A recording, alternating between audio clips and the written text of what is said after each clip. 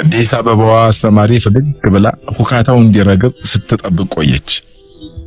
ማስተማሪያ የተጠቀለለ ወረቀት በእጇ ይዛለች። እሷ ብዙ አላቆያችሁም ልጆች በምትልበት ቅጽበት እጅ በደረት አለመምህር አውግቸው ተደረቡ። ብዙ አለመቆየታችንን ሳይሆን እጅ በደረቱ ሰማን።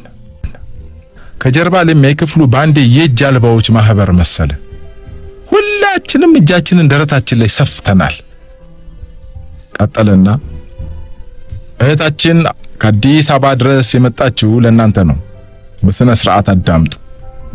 በተለይ እናንተ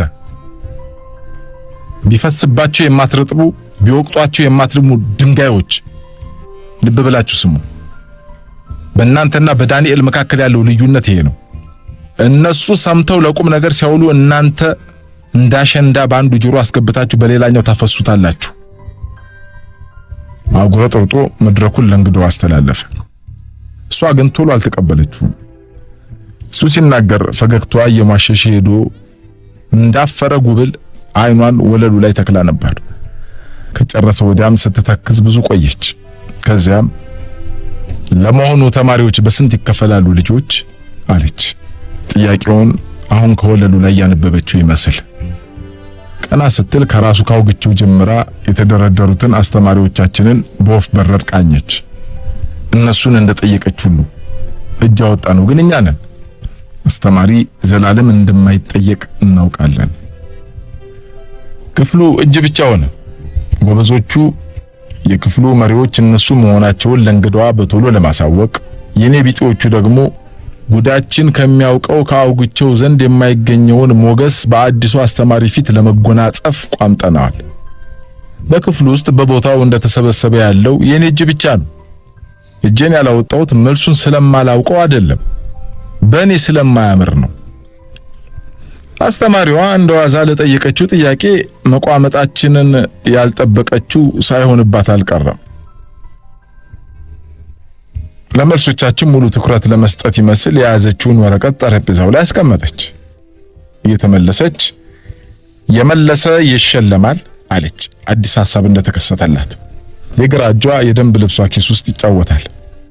ስትመዘው ለሃጫችንን ያዝረበረበ ነገር ይዞ ብቅ አለ። ሽልማቱ ጫፉ ላይ ወርቅ ቅብ ጠምጣም ያለበት ጥቁር ብዕር። የከተማችን ኪስ እንዳለ ቢበረበር እንዲህ ያለ ብዕር አያፈልቅም። ከንቲባውም አይኖራቸው። ይሄን ለመውሰድማ አውግቸው ራሱ እጁን ሳያወጣ አይቀርም። እኔም ቅም አለኝ፣ ግን በጉቦ ጥያቄ መመለስ አልወድም። በዚያ ላይ ከፊቴ ብዙ ልጆች ገና ቀደም እጃቸውን ጣሪያ ላይ ሰቅለውታል። ከእንግዲህ ልመልስ ብለም አልመረጥም። ከብዕሩ በኋላ ያንዳንዶቹ የግራ እጅ ራሱ የቀኝ እጁ ሊይዝ ስፍራውን ለቀቀ። ሀብሶ ከፊት ረድፍ ያሉት ተማሪዎች አይኗን ሊያወጡት ደረሱ። እጅ ከማውጣታቸው የምረጪ ቀስቀሳቸው። መምህርት ቲቸር። ከዚያ ስሙን የማላውቀው አንድ የሌላ ክፍል ልጅ እንዲመልስ እድል ተሰጠ። በድሉ ጮቤ እየረገጠ ተነሳና ተማሪዎች በሁለት ይከፈላሉ፣ እነሱም ጎበዝና ሰነፍ አለ። ክፍሉ መልሶ ሰላም አገኘ። ልጁም የሱ መሆኗ የተረጋገጠችውን ብዕር ከሴትዮዋ እጅ ላይ ነጥቆ ሊወስዳት ዳዳ። ብዕሯ እንዳትሰወር የሰጋ ይመስል አይኑ ከሴትዮዋ እጅ ላይ ወዲያ ወዲህ ይላል። አሁን እንግዲህ አስተማሪዋ ሽልማቱን ትሰጠውና እንግዳ በመጣ ቁጥር እንደተለመደው ትመክረናለች። ምን እንደምትመክረን አውቃለሁ። ጎበዝ ተማሪዎች መሆን እንዳለብን፣ ለዚህ ደግሞ በርትተን ማጥናት እንደሚገባ፣ ጨዋታ እንደማይጠቅም፣ ማጥናት ግን ዶክተር፣ ኢንጂነር፣ ፓይለት እንደሚያደርግ የመሳሰለውን። እስከዛሬ እንዲህ ያለ ብዙ ተመክሬያለሁ። ብዙ ጊዜ ተነሳስቼ ከእንግዲህ ለማጥናት እየማልኩና እየተገዘጥኩ ወደ ቤቴ ሄጃለሁ እንበልና የጊዜ ቤት እየሸመደድኩ 6 ሲባዛ በ6 ላይ እንደደረስኩ ከውጭ ሆነ የተረገመ ጉብል ለሰፈር በጋራ የሰፈናትን የጨርቅ ኳስ ድውዱ ሲያደርግ እሰማለሁ። ከዚያ ወዲያ ጥናት ማታ በመብራትም ቢሆን ሊጠና እንደሚችል፣ ኳስ ጨዋታ ግን አሁን በቀን ካልሆነ እንደማይገኝ የመሳሰለ ሐሳብ ይከታተልብኛል። ደብተሬን እንደዘጋው ተወጣለሁ። ማታ ስመለስ ግን ማጥናት ያስጠላኛል። ቀን የተመከርኩትም ሩቅ ይሆንብኛል። በዚያ ላይ አውግቸው ትዝ ይለኛል። እስከዛሬ ማጥናት እንዳለብኝ ግዴታ የሚጥልብኝ እንጂ እንዴት ሳልሰለች ማጥናት እንዳለብኝ መላ የሰጠኝ መካሪ የለም። ለዚህ ኖሯል እንዴ? ከአዲስ አበባ የመጣ ሰው ሌላ ነገር ይነግረን እንደው ብዬ እንጂ ይሄንም አውቀዋለሁ። ለዚህማ ከአዲስ አበባ ድረስ መምጣትም አያስፈልግም። አስተማሪዋ ለልጁ ብዕሩን ከመስጠቷና ምክሯን ከመጀመሯ በፊት ለወጉ ሌላ የተለየ መልስ ያለው አለ አለች። እንደሌለ የታወቀ ነው። ታዴ ዘግይቶ እጁን ሲያወጣ ጊዜ አስገረመኝ። ከዚህ የተለየ መልስ ነው አለችው። አዎ። እሺ ጥሩ። አንተ ተማሪዎች በስንት ይከፈላሉ ትላለህ? በሁለት።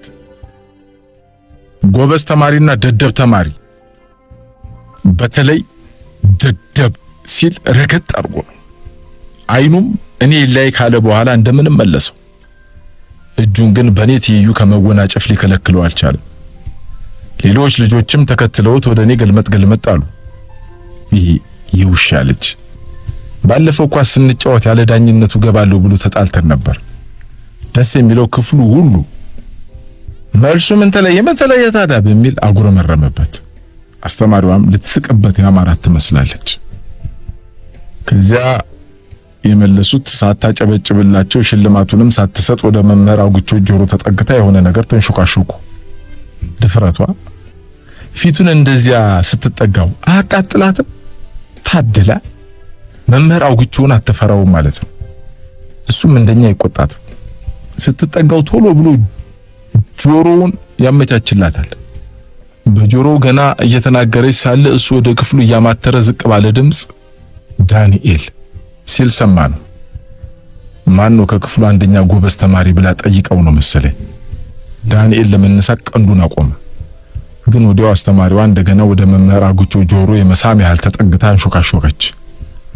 መምህር አውግቾም ጨርሶ ካደመጣት በኋላ እጁን ወደኛ መንደር አወናጨፈ። የአዲስ አበባዋም አስተማሪ ተከትለው ወደኛ አየች። ጨነቀኝ። ራስ አንተን ነው መልኩ ተነስ አለ መምህር አውግቾ እንዳፈጠጠብኝ። ምን አለት እንደወገረኝ አላቅም። ጥርት ብሎ የሚታየኝ አንድ ነገር የለም። ትንሽ ያለብኝ መቼ እንደተነሳው ትዝ አይለኝም፣ ግን ተነስቻለሁ። ደግሞ አሁን ምን አደረኩ? ከድንጋጤ ጋር እየታገልኩ ያጠፋሁትንም ለማስታወስ ስጥር አስተማሪዋ ድምጿን አለቅጥ እየጎተተች ራስ እያለች ወደኔ መጣች። እጆቿን ወደ ኋላ አጣምራለች። የምትጋረፍበት ለበቃ አይታየኝም።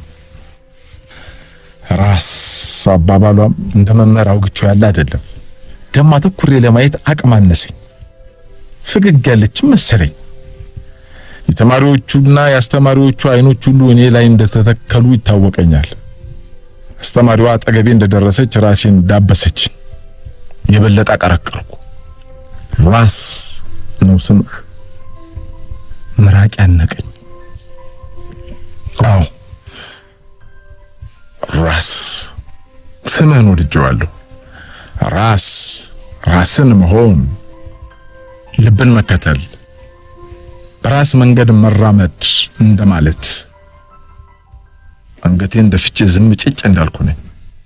ስሜን እንዳሳሳተችው አውቃለሁ፣ ግን በምን ጉልበት ልንገራት? ጎበዝ እንደሆንክ ታውቃለህ አይደል?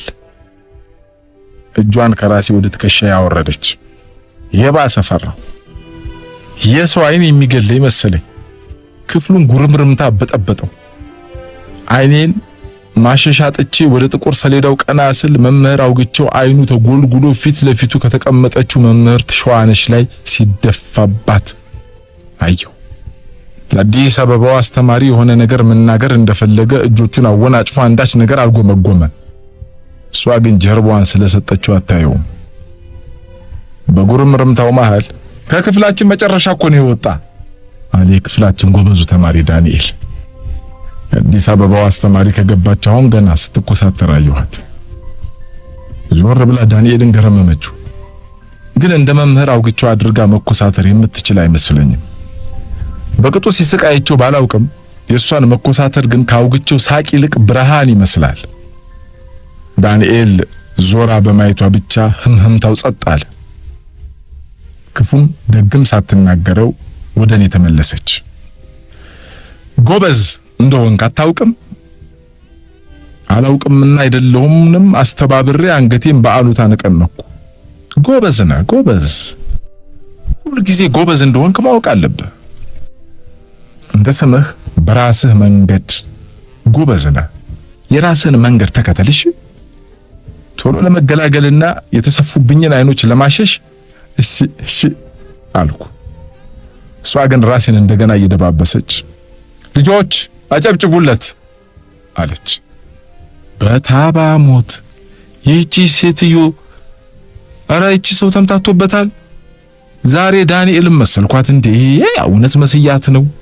መምህር አውግቸው መጀመሪያ ዳንኤል ሲላት አልሰማ ብላ እውነትም እንደተሳሳተች ደግሞ ተማሪዎችም ገብቷቸዋል እኮ እንዴ። ማን ደፍሮ ጭብጨባዋን ይጀምራት? እናቴ ልጅ ማን ደፍሮ ይጀምራት? ይሄኔ ለዳንኤል ቢሆን ገና አስተማሪዋ ስትል ጆሮአችን ጫጫጫጫጫጫጫጫ ይደነቁር ነበር። አጨብጭቡለት አለች በድጋሚ እጇን ራሴ ላይ እንዳደረገች ዞራ ተማሪዎቹን እየተቆጣች። በዚህ ጊዜ ከሁሉ ቀድሞ ፍኖት እጆቿን ስታማታየዋት። ከዚያ ወዲያ ፍኖትዬ በጣም ደስ ትለኛለች። ከዚያማ ጭብጨባው ቀለጠ። ከአዲስ አበባ የመጣ አስተማሪ ሲያስጨበጭብ ግን እንዴት ደስ ይላል። ዳንኤል እንኳን የወላጆች ቀን አንደኛ ወጥቶ ሲሸለም እንደዚህ አልተጨበጨበለትም። አረ ተጨበጨበልኝ እኮ። ብቻ በመሃል አሁንም ሳልወድ አይኔ ሮጦ የት ይሄዳል? መምህር አውግቸው ላይ። ምን አለ ግን ባልሄደ ኑሮ ዝም ብዬ ጭብጨባዬን ባጣጥምስ። በዚህ ሰዓት ያየሁትን የመምህር አውግቸው ፊት ለመግለጥ እድሜ የደረሰ አይመስለኝም። ታባ ብዙ ነገር ስጠይቃት እሱን ስታደግ ትደርስበታለህ የምትለኝ ነገር አላት። አሁን ያየሁት የመምህር አውግቸው ፊትም እንደዚህ ያለ ይመስለኛል። የሆነ ሳድግ የምደርስበት ውስብስብ ነገር። ለምን ቢባል መምህር አውግቸው ለኔ ሲጨበጨብልኝ ሳይ አይኑ እንደሌላው ጊዜ መሸንቆሩን ቀርቶ የተበለጠጠና የተገለበጠ ስለመሰለኝ ነው። ትንሽ ቆይቶ ደግሞ ውሻችን ማሙ ሲያለቅስ እንደሚያወጣው አይነት እንባ አይኑን ያረጠበው መሰለኝ። በዚያ ላይ ጭብጨባው ተጀምሮ እስኪያልቅ ድረስ ከግንባሩ እስከ አገጩ ፊቱን በሰፌድ እጁ እየደጋገመ ሲሞጀልቀው ነበር።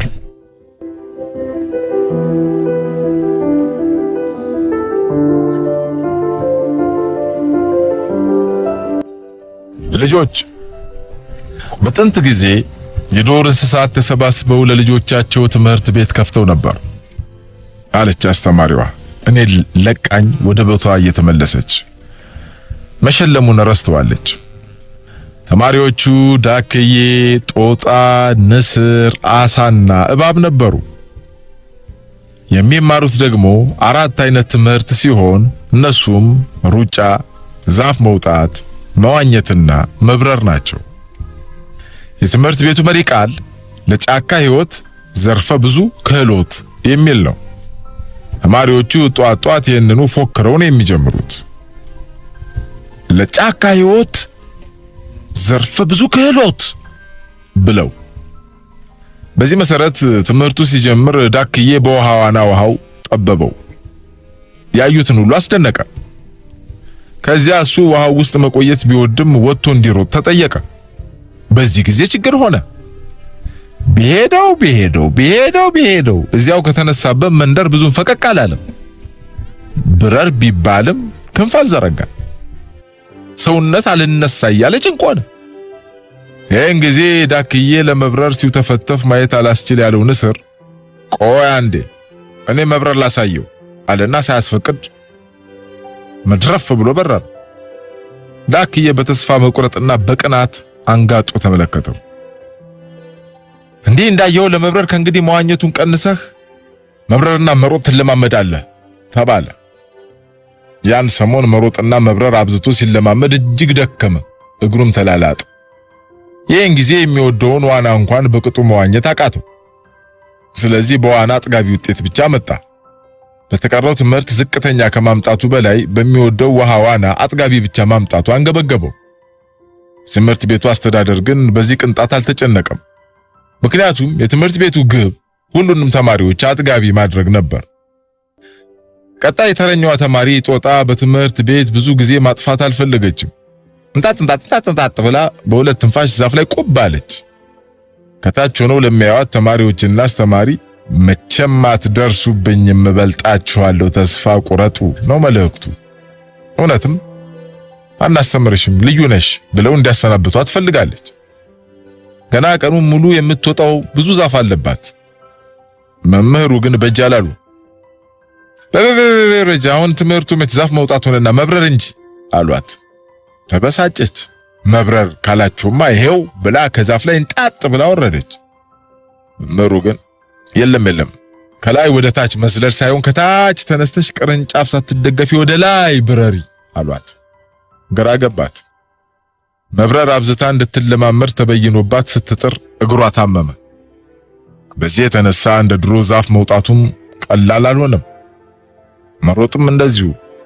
ስለዚህ በሁሉም ዝቅተኛ ውጤት አስመዘገበች። ነስር የትምህርት ቤቱ በጥባጭና የሙሉ ጊዜ ችግር ፈጣሪ ልጅ ነበር። ይሄው በቀደም ሳይጠየቅ ለዳክዬ መብረር ላሳያት ብሎ እንደሄደ እስከዛሬ አልተመለሰም። ትምህርት ቤቱ አስተዳደር መኮርኮም ያለበት ብሎ በጥቁር መዝገብ ላይ ያሰፈረው ተማሪ ነው። ለብዙ ቀን ከትምህርት ቤቱ ጠፍቶ ከርሞ መጣ።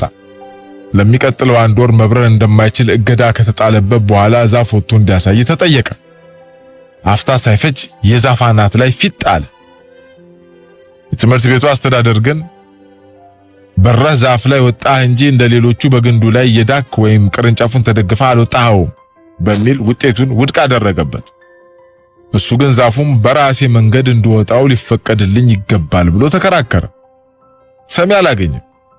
ቀጣዩ ተረኛ አሳ ነበር። አሳን ውሃ ዋና የሚወዳደረውም ሆነ የሚያስተምረው ጨርሶ አልተገኘም። እሱን ትቶ ዛፍ መውጣት እንዲለማመድ ተፈርዶበት ከውሃው ወጥቶ ገና ከዛፉ እግር ስር ሲጣጣር ትንፋሽ አጥሮት ሕይወቱ አለፈ። በዓመቱ መጨረሻ ላይ በዋናና ዛፍ በመውጣት ጎበዝ፣ በሩጫ አጥጋቢ፣ በጥቂቱም የሚበር እባብ ተገይቶ በአጠቃላይ አጥጋቢ ወይም መካከለኛ ውጤት በማምጣቱ አንደኛ ተብሎ ተሸለመ። ፍልፈል ከመጀመሪያውም ትምህርት ቤቱ መቆፈርን በስርዓተ ትምህርት ውስጥ ስላካተተው ሰላማዊ ሰልፍ እየወጣ ሲቃወም ከርሞ ነበር። የትምህርት ስርዓቱ ለመስክ ትምህርት ያደላ ነው፣ ከመሬት ስር ስላለው ሀብት ተገቢው ትኩረት አልተሰጠም ሲል ይከሳል። በኋላ ሰሚ ሲያጡ ልጆቻቸው ቁፋሮን ብቻ በተሻሻለ መንገድ የሚማሩበት የራሳቸው ትምህርት ቤት አቋቋሙ። ትምህርት ቤቱም ከሌሎቹ እንስሳት ትምህርት ቤት ይልቅ ደስታ የሞላበት ስኬታማ ሆነ። እንዲያውም ልጆቻቸው አብዝተው ከመቆፈራቸው የተነሳ ጉድጓዱ እነ ዳክዬ ሩጫ ሲለማመዱ እያደናቀፈ ያስተጓጉላቸው ነበር አለችና መንጎራደዷን ገታ አድርጋ እኛንም አስተማሪዎችንም አስተዋለች። ኧረ በታባሞት ይቺ ሴትዮ ተረቷ እንዴት ነው ደስ የሚለው! ጭራቅ የሌለበት ተረት ዛሬ ገና ሰማው። የአዲስ አበባ ተረት ጭራቅም የለው ማለት ነው።